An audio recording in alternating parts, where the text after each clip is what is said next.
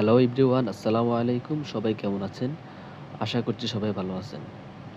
তো ইতিমধ্যে আমরা সোশ্যাল মিডিয়ায় গেলে এই ধরনের ইমেজগুলো অহরহ দেখতে পাই। তো এই ইমেজগুলো কিভাবে তৈরি হচ্ছে বা আপনি কিভাবে তৈরি করবেন সেই প্রসেসটি আজকে দেখাবো।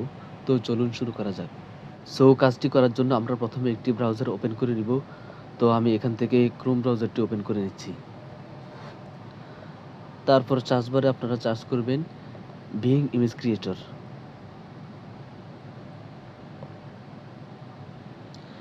লেখাটা সার্চ করার পর এমন একটি ইন্টারফেস শো করবে।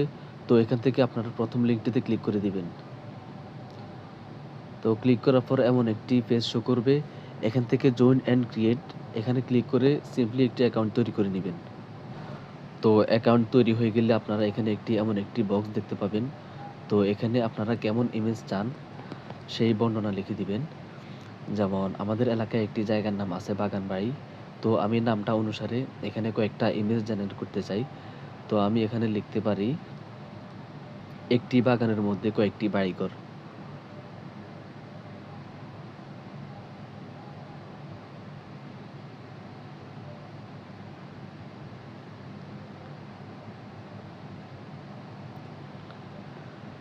তো লেখাটা লেখার পর আপনারা এখানে ক্রিয়েট অপশনে ক্লিক করে দিবেন এবং অল্প কিছুক্ষণ অপেক্ষা করবেন।